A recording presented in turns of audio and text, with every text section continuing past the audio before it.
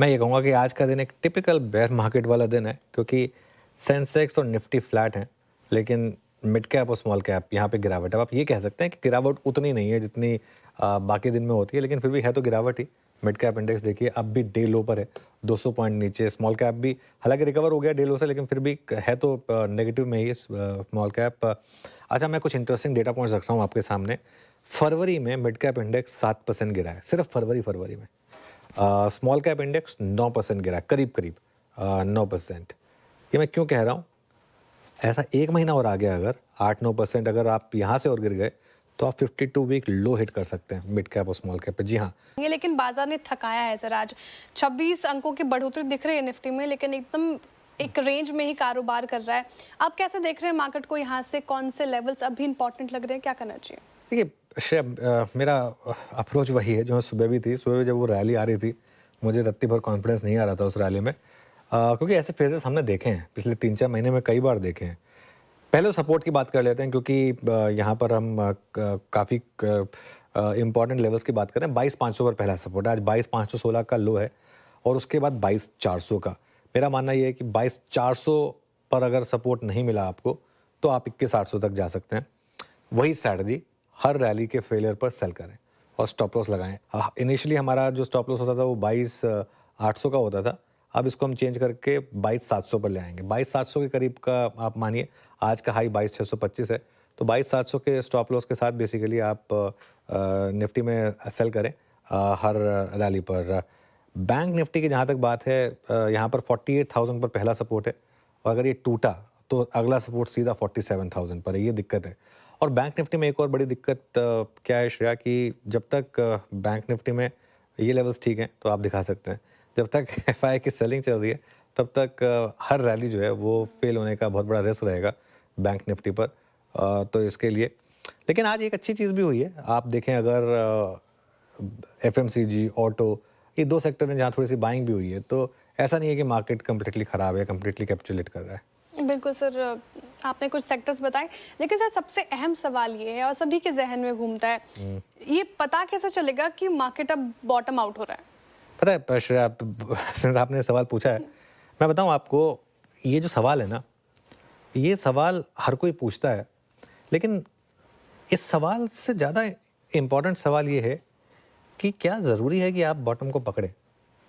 मैंने ना एक बार गलती की थी ये बॉटम पकड़ने की कोशिश करके, क्योंकि मैं सच बताऊं तो, और मुझे उस चीज़ का रिग्रेट है, क्योंकि उससे पहले जो मार्केट को लेकर व्यू था, गलत पड़े सही पड़े वो अलग बात है, लेकिन वो ठीक ठाक एक व्यू आ करता था।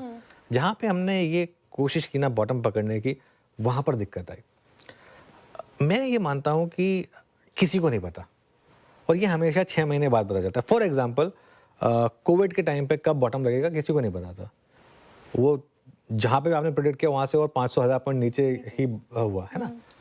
तो ज़रूरी नहीं कि आप इसको पकड़ें, ज़रूरी है कि आप अपने रिस्क रिवॉर्ड के हिसाब से मार्केट में ट्रेड करें। फॉर एग्जांपल, अभी मार्केट का ट्रेड बहुत क्लियर है, 22,800 के स्टॉप के साथ आप शॉर्ट करें मार्केट में।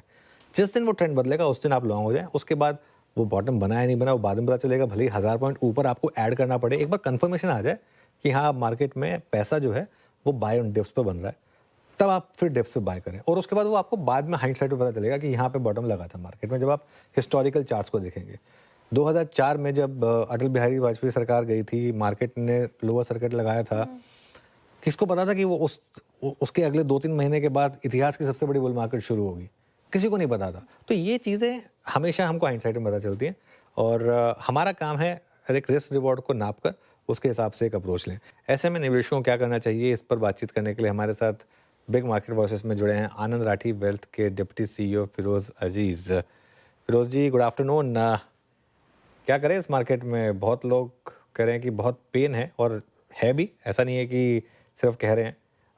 एक वन वे सेलिंग रही है मार्केट में पिछले 6 महीने में। आपकी क्या एडवाइस होगी? आई थिंक देखिए क्या है कि ट्रेडर होता है, माइंडसेट होता है, एक इन्वेस्टर का माइंडसेट होता है। मेरे हिसाब से इन्वेस्टर माइंडसेट के लिए बहुत अच्छा समय है बाई करने का। ऑफ कोर्स जाहिर सी बात है, people will take you to the pinch of salt, बोलते हैं भाई तुम तो इक्विटी के हो, हमेशा बुलिश ही रहोगे। ऐसा नहीं होता है। अगर इन्वेस्टर है, 5 साल का पैसा है, 3 साल का पैसा है, तो कोई फिगर करने की बात नहीं है। इसके आंकड़े दर्शाते हैं। मैं क्या कहूँगा, आंकड़ों की जो मजबूती होती है, वो कुछ ज़्यादा ही बयान करती है। अगर मैं देखूँ लास्ट 23-24 साल में से जो अगर फाइनेंशियल ईयर में बॉटम हर साल का एक ट्रफ लिया जाए, अगर किसी को पता होता और भगवान उनको बता देते कि भाई ये ट्रफ है, तो मार्केट अगर उस दिन खरीद लेता तो 44% की 1 ईयर रिटर्न बनती। ज़ाहिर-सी बात है, वो किसी को पता नहीं होता कि इस साल का यही बॉटम है या कोई और बॉटम है। अब अगर हम इस फाइनेंशियल ईयर की बात करें तो 2025 एफआई में 4 जून 2024 was the worst level of Nifty which was करीबन 21,833। उससे हम 3-4% ही ऊपर हैं। अगर आज खरीदते हैं तो प्रैक्टिकली बॉटम की लेवल ही मान सकते हैं, अज्यूमिंग मार्च में और बॉटम नहीं एस्टैब्लिश होता तो वर्स्ट रिटर्न रही है 11% की, बेस्ट रिटर्न रही है 60-70% की, और एवरेज रिटर्न रही है 44% की। देखो, किताबें तो कहती हैं अनुज सर कि नीचे खरीदें ऊपर बेचें, बट जज्बात वो करने नहीं देते और हम आंकड़े दिखा के उसको करने पे थोड़ी ज्यादा संभावना लाते हैं हमारे इन्वेस्टरों की, and that's what I am trying to do on this channel of yours. Feroz, काफ़ी लोग ये पूछ रहे हैं कि जो मिड कैप और स्मॉल कैप में जिस तरीके का पेन आया है, उसके बाद क्या यहाँ से अब पैसा शिफ्ट कुछ समय के लिए लार्ज कैप में कर ले, या फिर अभी भी मिड कैप और स्मॉल कैप में अपॉर्चुनिटीज हैं? अनुज सर, बहुत अपॉर्चुनिटीज हैं, और small cap specially, if I start from small cap, देखिए स्मॉल कैप में 250 एनएससी 250 स्मॉल कैप इंडेक्स जो है वो अनिवार्य है एक म्यूचुअल फंड मैनेजर को अपना बेंचमार्क चुनना, टियर 1। उसकी अगर मैं बात करूं 250 स्टॉकों की, तो उसमें एक स्टॉक है 4.8 पीई का और दूसरा है 967 पीई का। तो इन सबको एक ही नाम में दर्शाना स्मॉल कैप, ये मेरे हिसाब से थोड़ी वन साइज फिट्स ऑल की जो फिलॉसफी है वो उसको एक्सट्रापोलेट करना माना जाएगा। सो आई थिंक स्मॉल कैप में एक सबसे छोटा स्टॉक भी है, सबसे बड़ा स्टॉक 62,000 करोड़ का है। तो इसमें अगर आप बॉटम अप जाते हैं तो काफी सारे अपॉर्चुनिटीज हैं। अगर देखें जैसे कि ये जनवरी से जो गिरावट चालू हुई है small cap and mid cap में, तो उसमें अगर आप देखते हैं तो एक चीज निकल के आती है कि जो काफी सारे स्टॉक्स हैं जो इस क्रैश में बहुत मजबूत रहे हैं। अब मैं देख रहा था top 25 stocks of NSC small cap 250 इस कैलेंडर ईयर में, काफी सारे हैं जो पॉजिटिव हैं, 25 स्टॉक्स या 27 स्टॉक्स ही पॉजिटिव हैं। उनकी जो शेयर होल्डिंग पैटर्न है कितनी स्ट्रांग होनी होगी कि ऐसे गिरावट में भी उनका शेयर होल्डर डामाडोल नहीं होता। और लार्ज मार्केट कैप गिरना नहीं, गिरे नहीं ऐसी गिरावट में, तो वो बहुत अच्छा स्ट्रांग स्टॉक माना जाता है। उसकी ओनरशिप बहुत लॉन्ग टर्म ओनरशिप होती है, तभी ऐसा होता है। सो आई पर्सनली थिंक अपॉर्चुनिटी है। अगर जेनरिक बात करूं मिड कैप और स्मॉल कैप में जो कार्नेज आया है, आई थिंक स्मॉल कैप का वाजबी है। मिड कैप में आप मानेंगे नहीं कि अब मैं आपको, आप तो ट्रैक कर रहे होंगे, 22-23% की अर्निंग्स ग्रोथ आई है Q3 में 150 स्टॉकों की, निफ्टी मिड कैप 150 की। फिरोज भाई, ये आईटी जो खास तौर से मिड कैप आईटी में बहुत बड़ी गिरावट आ रही है। अब आईटी इंडेक्स भी 200 मूविंग एवरेज के नीचे, जो यूएस में रिस्क बन रहा है वापस स्टैगफ्लेशन का, क्या बड़ी गिरावट आ सकती है यहाँ पर? और मेरा सवाल ये होगा कि क्या अभी मौका दे रही है वापस री एंट्री का? I think Anuj sir, for what ever its worth, मेरे हिसाब से और थोड़ी पेन बाकी है। ये री एंट्री का अभी भी मौका नहीं है मिड कैप आईटी में स्पेशली। अगर आप देखें तो काफी सारे एफआईआई पोजीशंस बिल्ड थे मिड कैप आईटी में। और एफआईआई के दो किस्म के होते हैं, जो लॉन्ग टर्म वाले इंडेक्स वाले होते हैं, और दूसरे होते हैं जो आप करते हैं या फिर हेज फंड्स होते हैं। वो बहुत जल्दी से एंटर करते हैं, बहुत जल्दी से एग्जिट करते हैं। मेरे हिसाब से अभी भी उनकी जो एफआईआई होल्डिंग है that's not got normalized to its initial level of 1 January 2024। तो मेरे हिसाब से अभी भी मैं कहूंगा कि थोड़ा वक्त और देना चाहिए मिड कैप आईटी की। अभी भी एवरेजिंग आउट का समय मेरे हिसाब से, like I said, for whatever it's worth, is not come yet. बिल्कुल। बहुत सारे सेक्टर्स की बात की हमने, फिरोज जी, निफ्टी, एफएमसीजी, फार्मा, आईटी, लेकिन एक बड़ा तबका है जो कंफ्यूज रहता है, stock market versus mutual fund. और जब मैं मार्केट का पंचनामा भी करती हूँ तो काफ़ी ज़्यादा सवाल आते हैं सोशल मीडिया प्लेटफॉर्म्स पे भी कि अभी जो मूड माहौल है मार्केट का, ऐसे में फाइनेंशियल मार्केट में एंट्री कैसे की जाए, स्टॉक मार्केट के थ्रू या म्यूचुअल फंड के थ्रू? हालांकि आप दोनों कवर करते हैं तो आप ज़्यादा बेहतर तरीके से समझा सकते हैं कैसे एंट्री की जाए फाइनेंशियल मार्केट में।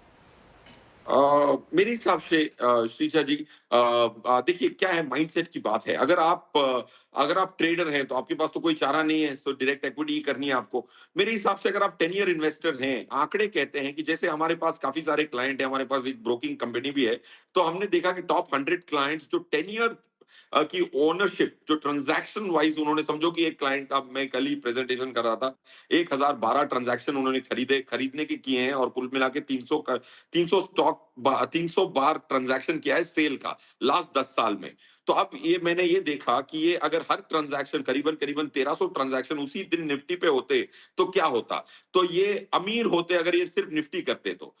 अगर ये एनालिसिस अगर सब कोई कर लें तो सिर्फ 10% लोग ऐसे निकलेंगे ट्रांजैक्शन वाइज निफ्टी को बीट कर पाने वाले, सिर्फ 10% निकलेंगे। वो 10% जिनका टेम्परमेंट है कि वो निफ्टी को बीट कर पाए, एटलीस्ट निफ्टी को तो बीट कर पाए, वो पहले ही डायरेक्ट इक्विटी करें। बाकी के लिए डायरेक्ट इक्विटी लॉन्ग टर्म के लिए समाधान नहीं है, क्योंकि वो मेजर नहीं करते। ना कि ब्रोकर आपको निफ्टी की अल्फा देता है, म्यूचुअल फंड की अल्फा देखते रहते हैं और खुद की अल्फा कोई कैलकुलेट करने के लिए तैयार नहीं है। जब हमने ये किया, 100 लोगों की हमने सिंपल रैंडम सैंपल लेके की, तो 93% वो under performing are Anand Rathi recommended model mutual funds and 82% under perform Nifty. वो 18 लोग जो निफ्टी को बीट कर रहे हैं वो फिर भी करें, बाकी भी 80 इस भ्रम में ना रहे कि वो निफ्टी को भी बीट कर रहे हैं। मेजर करें और मैथ से आंसर लें, ना कि मुझसे। ओके, बहुत अच्छी बात कही और